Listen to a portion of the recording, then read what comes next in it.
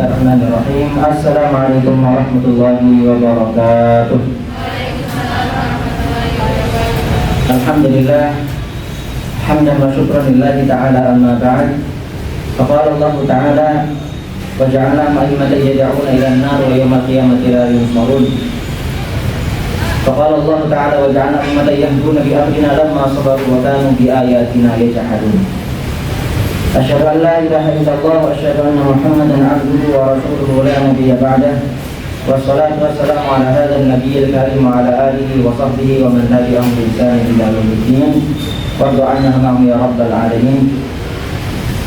Qala Rasulullah Muhammad sallallahu alaihi wasallam, "Rahima rajulun tuqatu indahu wa lam yusalli 'alayya falam yusalli 'alayya wa rahima rajulun dakhala 'alayhi Ramadan thumma saraqa qabla yuqarrah wa rahima rajulun adraka 'indahu fa abawahul kibar falam yudkhilul jannah."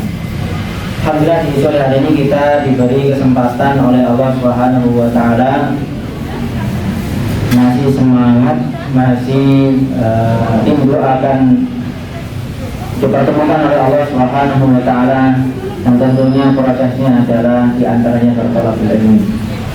Masalah kata ini berkaitan isuki ilman sahaballahu bi tariqil jannah.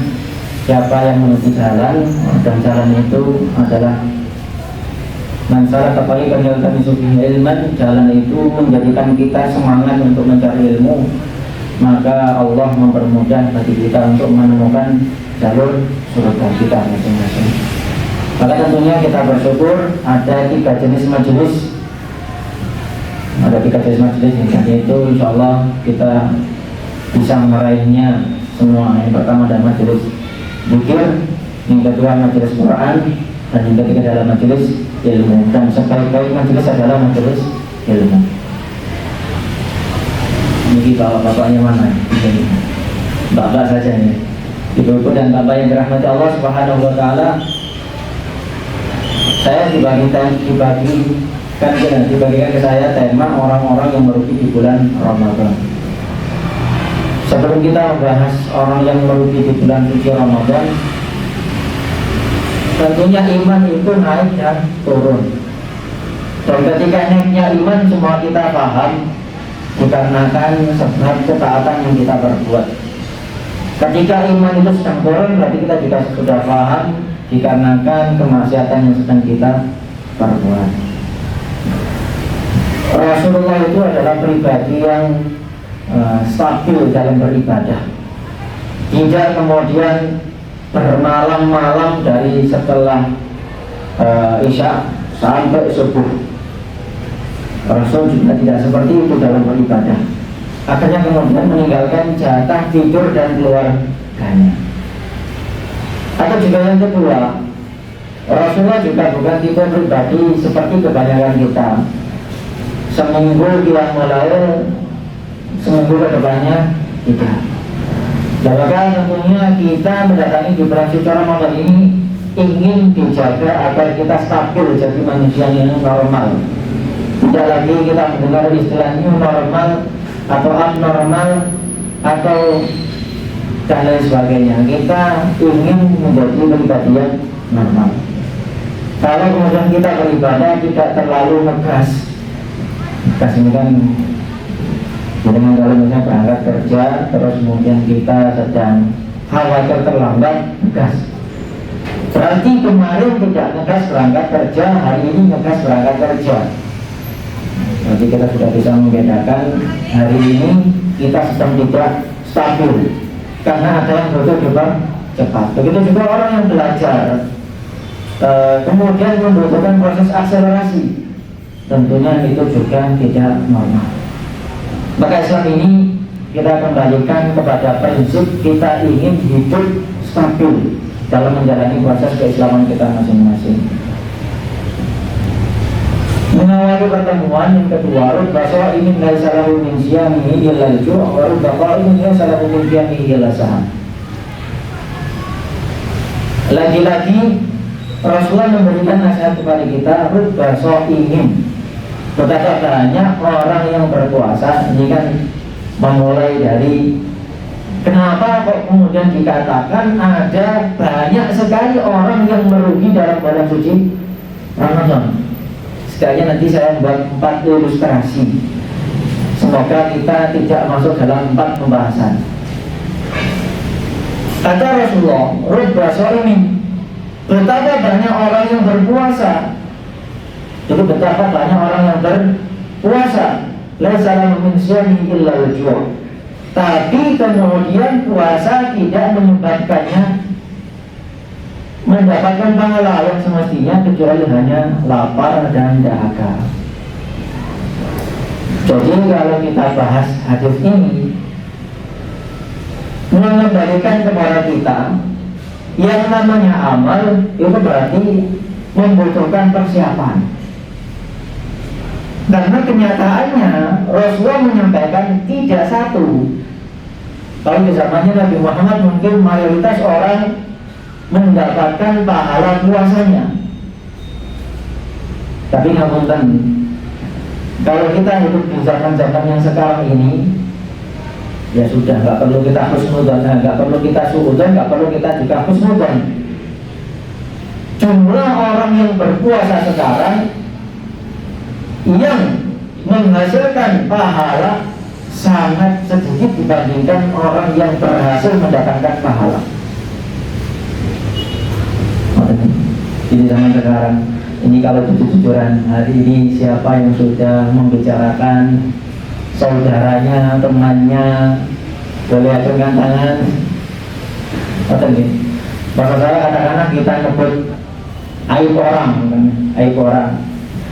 Sampai saya terus terang jujur, 1 bulan ini target saya, iya ya, saya melakukan ternyata, masih melakukan. Saya lihat hari ini alhamdulillah belum.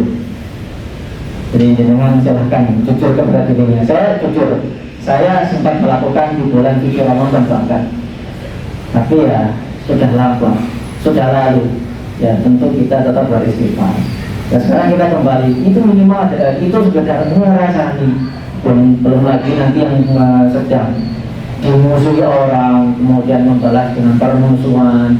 Belum lagi ini yang puasanya dikarenakan sekedar ingin bisa berbuka bareng dengan masnya, atau berbuka bareng dengan siapalah.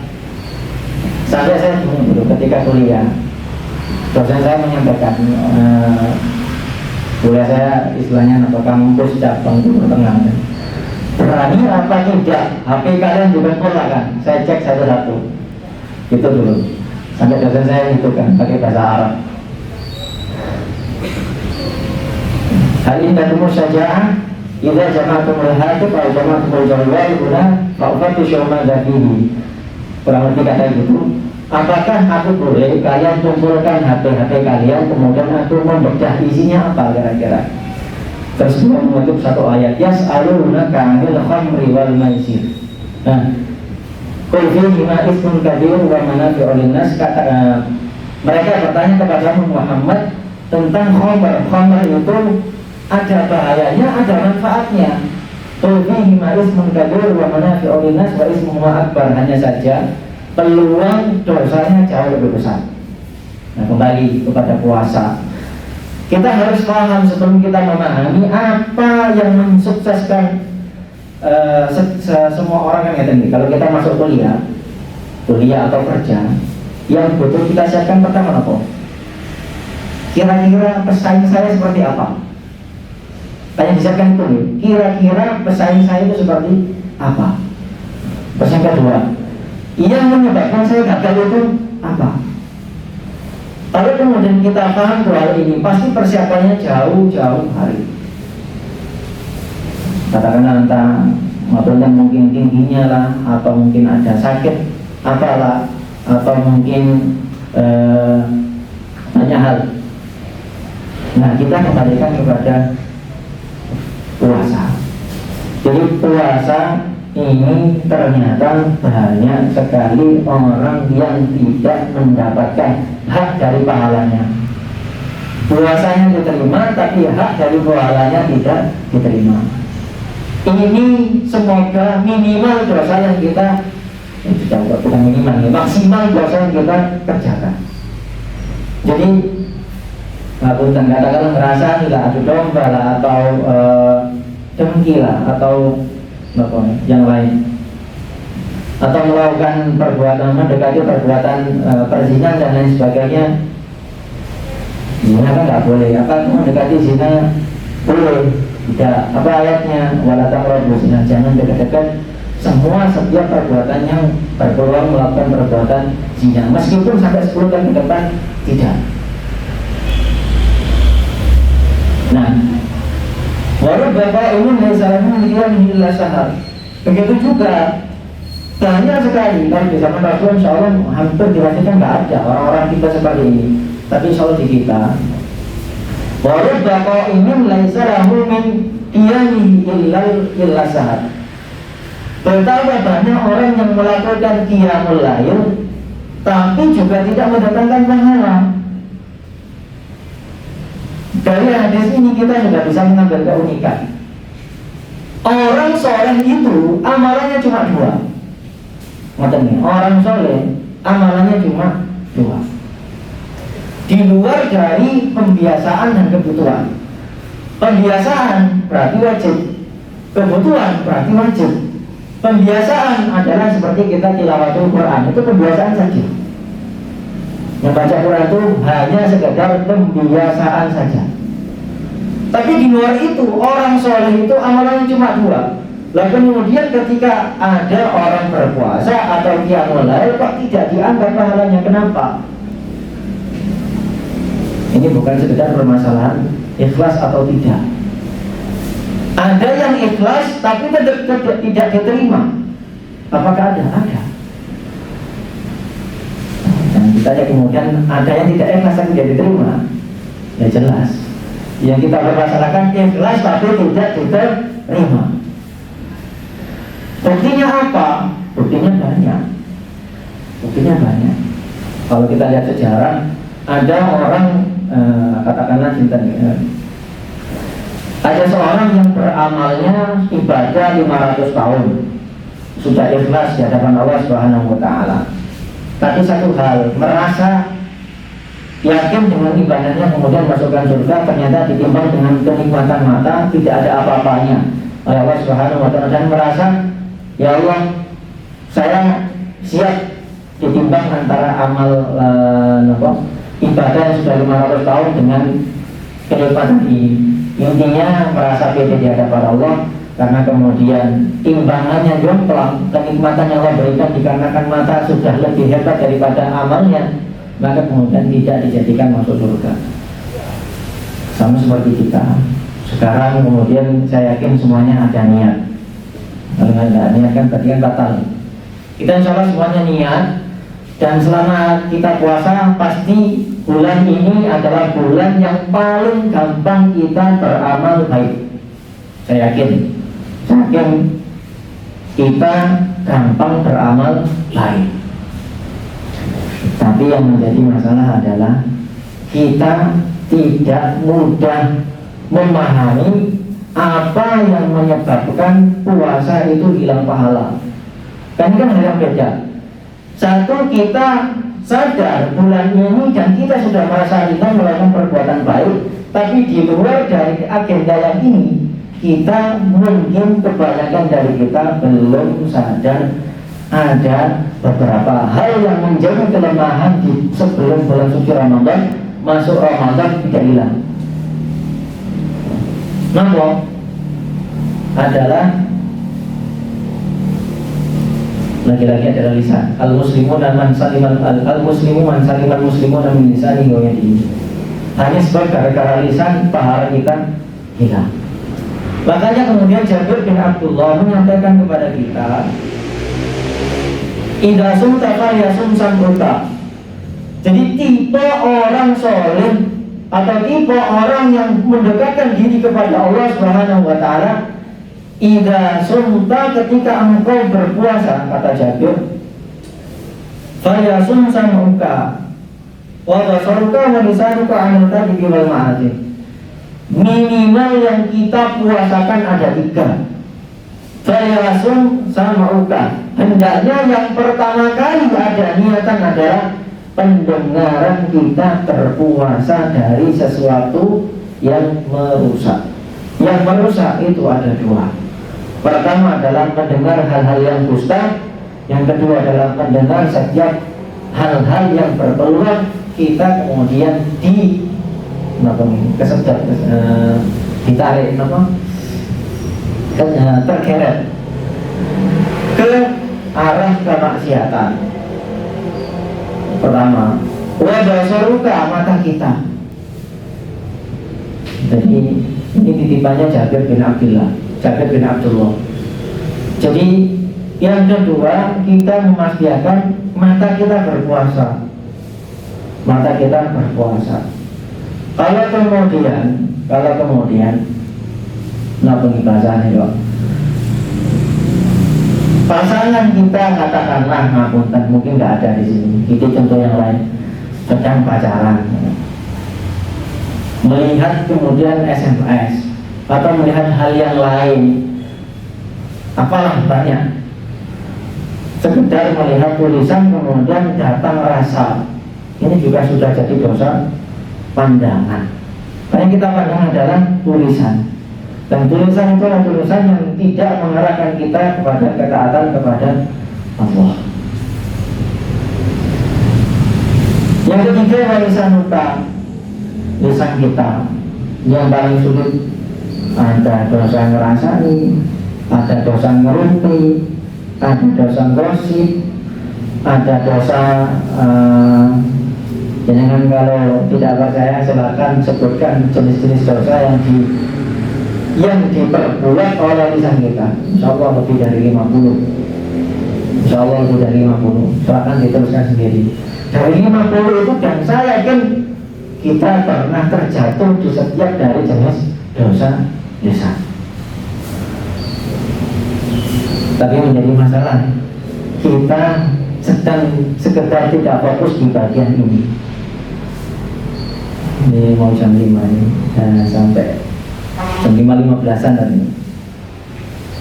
Nah, maka tentunya kita sangat paham potensi kebaikan di bulan suci Ramadan itu besar. Maka ketika Allah jadikan potensi kebaikan di bulan suci Ramadan itu besar, tinggal balik. Orang yang masih berdosa, potensi masuk nerakanya juga besar. Jadi tinggal berbalik. Kalau kemudian Allah menciptakan Ramadan itu adalah bulan yang paling terbaik, maka kemudian kita bisa menjawab, terbaik untuk siapa?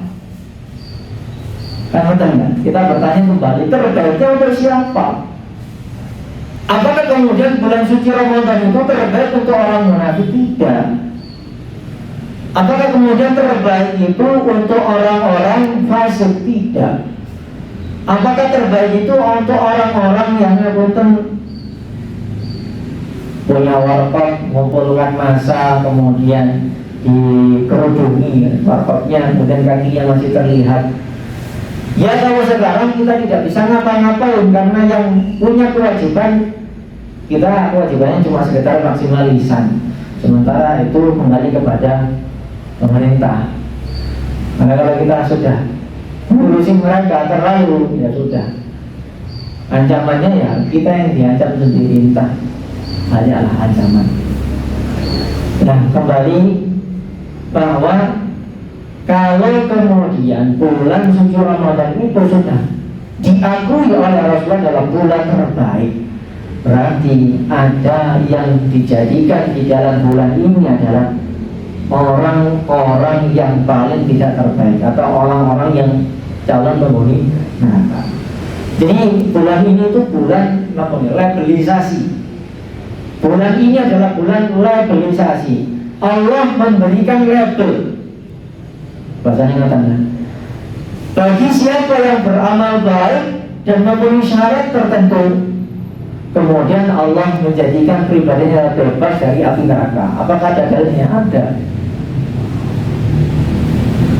Ada orang yang dilabeli bebas dari api neraka. Berarti di luar itu ada orang yang harus kemudian dilabeli masuk neraka. Nah, Saya sebutkan potensi bulan Ramadan ini ada sekitar 6. Ini yang besar-besar semua. Yang lain insya semua kita kerjakan. Yang pertama, Ramadan ini terbaik dikarenakan puasa. Tidak mungkin kemudian kita bisa mendapatkan pahala tarawih atau pahala sedekah atau pahala itikaf, pahala Lailatul Qadar kalau kemudian kita tidak berpuasa. Sekarang gini kita ekstrim-ekstriman saja. Tidak fair, ya Allah, tidak fair. Kalau kemudian ada orang yang meninggalkan sholat tapi dia ahli sedekah, kemudian kalau jamin dia masuk surga, kan tidak fair. Yang fair adalah, ya Allah, saya sholat tapi saya tidak sedekah, masukkan saya pada surga. Nanti akan saya tunjukkan hadisnya. Kalau misalnya memang waktunya untuk itu lebih fair. Kenapa? Karena sholat, pegangannya adalah sholat. Jaminnya apa? Awalnya hasab bin abdu yawmal qiyamah as-sholat. Yang pertama dihisab adalah sholat, yang tidak sedekahnya. Yang dihisab pertama adalah sholatnya, bukan puasa, bukan haji dan lain sebagainya. Jadi sudahlah. Kemudian kita mengatakan cukup, kita tidak memfonis, cukup. Kita dalam posisi dan kondisi kita ini adalah orang-orang yang lurus, karena kita masih sholat. Jangan kemudian itu orangnya baik banget, sedekahnya banyak, tapi kok gak sholat ya? Atau kemudian saya yang penting baik kepada manusia. Saya gak pernah ngerasain, gak pernah gini, tapi gak pernah sholat. Kemudian zakat juga, zakat mal gak mau dan lain sebagainya. Nah, sudah gak perlu kita melabeli, semoga gak perlu kita melabeli dia calon penghuni neraka, juga tidak perlu melabeli dia calon penghuni surga. Tapi dia sudah melakukan kedustaan kepada Allah, dan dusta itu kita sudah paham balasannya apa. Jadi ada puasa. Nah kalau kemudian kita berpuasa, baru keistimewaan yang lain dan potensi peluang kita masuk surga dari Quran, dari tarawih, dari sedekah, Lailatul Qadar dan itikaf, insyaallah kemudian berpulang mendatangkan pahala. Man shoma Ramadan imanan wa ihtisaban ghufira lahu ma taqaddama min dhanbihi. Siapa yang berpuasa dengan suci Ramadan mengharap man shoma Ramadan imanan, penuh keimanan, yakin karena dengan perintahnya Allah. Kalau kemudian umat terdahulu diperintah, kenapa kita tidak diperintah? Maka kita lebih baik diperintah oleh Allah daripada umat terdahulu. Begitu juga Quran dan puasa itu mendatangkan syafaat di hari kiamat. Kemudian yang ketiga, tarawih. Man qama Ramadana, siapa yang qiyam Ramadan tarawih, imanan mahnisaban, penuh iman, mengharap pahala. Jadi nggak ada masalah kita mengharap pahala itu, bukan apakah ikhlas apakah tidak, bukan itu masalahnya. Mengharap pahala ada hadisnya. Imanan mahnisaban, ghufira lahu ma taqaddama min dhanbihi. Dosa kita diampuni yang lalu dan maka pada yang lalu. Begitu juga yang keempat, sedekah. Wa ma anfaqtum min syai'in fa huwa yukhlifu. Di dalam ayat dijelaskan dalam surat setelah Al-Ahzab ayat 39. Sebelum surat Fatir, saya lupa suratnya. Antara sebelum Fatir, setelah Al-Ahzab ayat 39. Wa ma anfaqtum min syai'in fa huwa yukhlifu. Apa yang kita sedekahkan pasti dibalas. Memberi pasti kembali, karena dengan konsepnya memberi pasti kembali. Terus Lailatul Qadar, mataharrau Lailatul Qadri, siapa yang betul-betul cari malam Lailatul Qadar dan lain sebagainya. Begitu juga itikaf, karena idza dakhala Rasulullah sallallahu alaihi wasallam asyral awakhir min Ramadan syadda mizarahu wa iqadu ahlahu, mengencangkan sabuknya, kemudian membangunkan keluarganya, betul-betul serius ibadahnya. Ini semua adalah amal-amal di bulan suci Ramadan yang besar.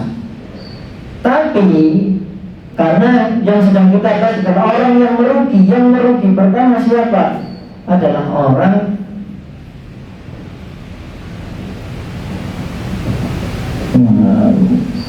Tidak mengambil potensi padahal dia berpotensi.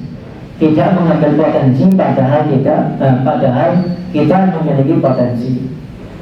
Berarti apa? Kita hanya mencukupkan pada ibadah yang pokok saja. Wajibnya yaitu puasa. Yang lain mungkin kita tidak maksimal. Ini ada kisah. Ada seorang ulama sedang ditanya murid, ditanya siswa atau gurunya, santrinya, wahai guruku, jelaskan mana mastata'tum. Bertakwa sebisanya itu seperti apa yang dimaksudkan? Wahai guru, mastata'tum, persiapkan diri kita atau dianggap takwa mastata'tum. Takwa yang sebisa kita maksudnya apa? Maka guru yang mungkin usianya sudah 40-an tahun, sementara yang diajari mungkin umur SMP belasan tahun, diajak keluar ke lapangan. Kalau gitu ayo kita lari 1 putar, 2 putar, 3 putar, 4 putar, 5 putar. Muridnya ngos-ngosan berhenti. Ternyata gurunya lanjut 6, 7, 8, entah sampai berapa, sampai kemudian terjatuh pingsan. Murid kaget. Nah, saat itu dipotong atau ditandu dan lain sebagainya. Kemudian ditunggu sampai bangun. Seketika bangun kemudian sadar dan menyampaikan dan menuturkan serta menasihati muridnya. Seperti inilah yang dimaksudkan semungkin dan sebisa kita. Maksimalnya memang seperti itu. Kalau kemudian kita ibadah sampai ngos-ngosan, itu belum tentu maksimal.